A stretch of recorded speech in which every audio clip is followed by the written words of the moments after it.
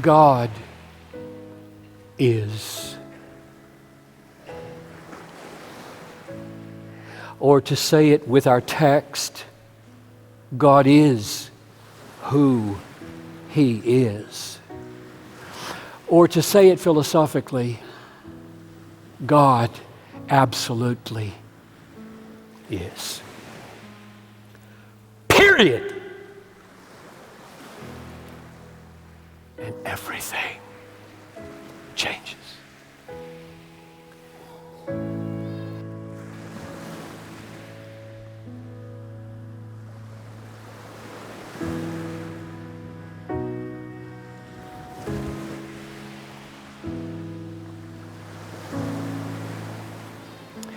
One of the billions of facts, of all the billions and billions of facts that there are, this fact, God is the most basic and the most ultimate. All other facts rest here. All other facts go there. There is nothing underneath the fact God is, holding it up, nothing above the fact God is, to which all is tending. This is the most basic, most ultimate fact that is. God is. Nothing is more foundational to the church than God is. Nothing is more foundational to your life, your marriage, your job, your health, your mind, your future than God is. Nothing is more foundational to the Bible or to the self-revelation of God in the glory of the gospel of Jesus Christ than God is. We are blown away by the truth that God is. And if you aren't, you're asleep.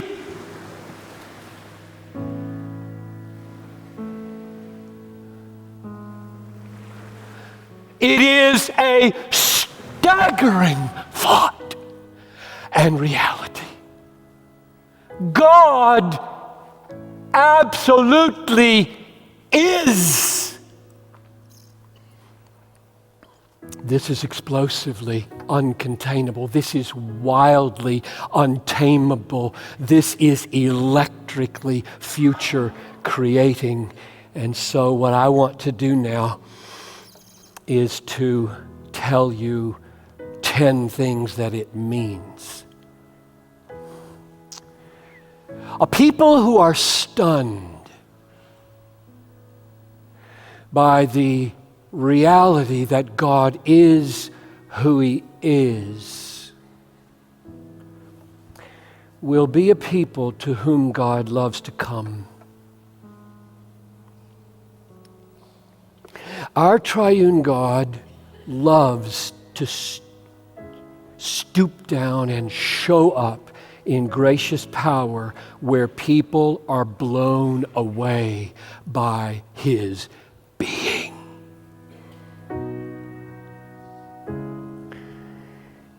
Here's what it means for God to be God. Number one, God's absolute being means He never had a beginning. This staggers the mind. Ask any child, Daddy, who made God?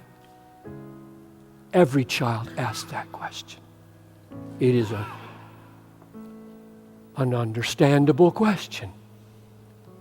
And every wise parent says, nobody made God. God has always been. Number two, God's absolute being means God will never end. He won't go out of being. If He did not come into being, He cannot go out of being because He is being.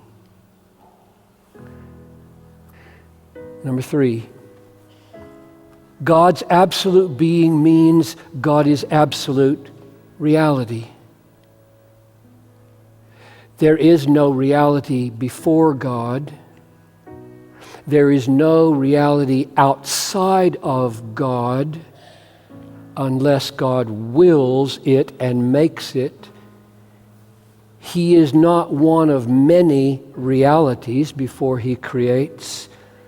He is simply there, and He is absolutely there. Number 4, God's absolute being means that God is utterly independent. He depends on nothing to bring Him into being, or to support Him, or to counsel Him, or to make Him what He is. That is what the word absolute being that I'm using means. Number 5, God's absolute being means, rather, that everything that is not God depends totally on God. All that is not God is secondary, dependent.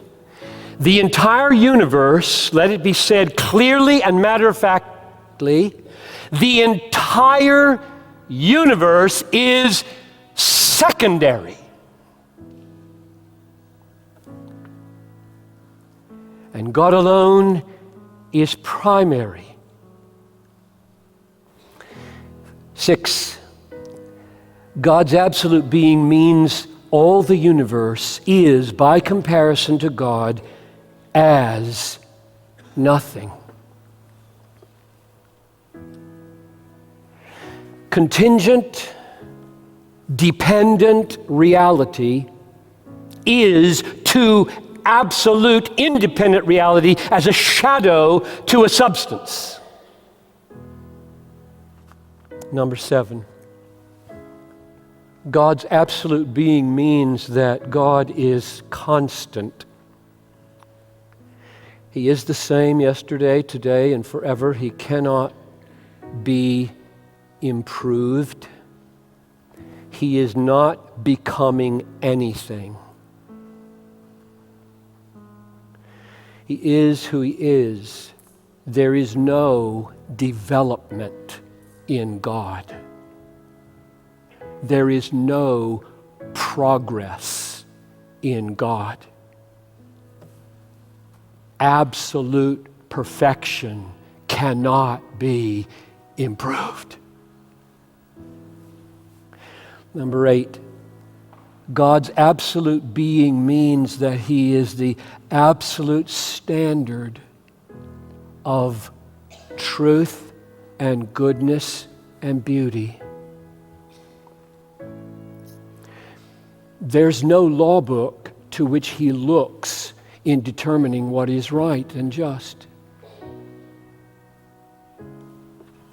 Number 9, God's absolute being means God does whatever He pleases, and it is always right, and it is always beautiful.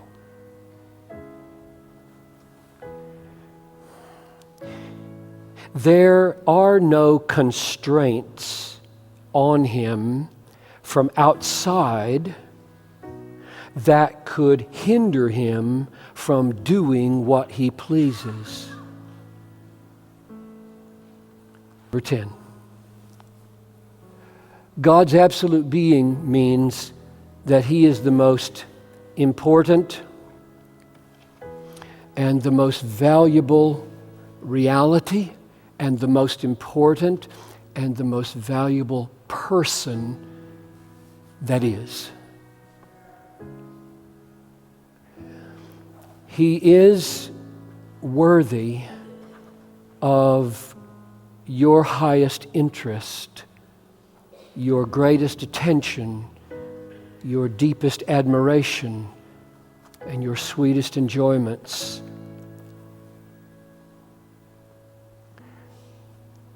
Including being superior in all those ways to the whole universe. That is what we believe. God is.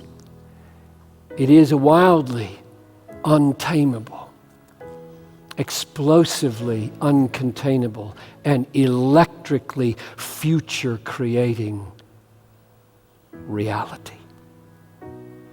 God is.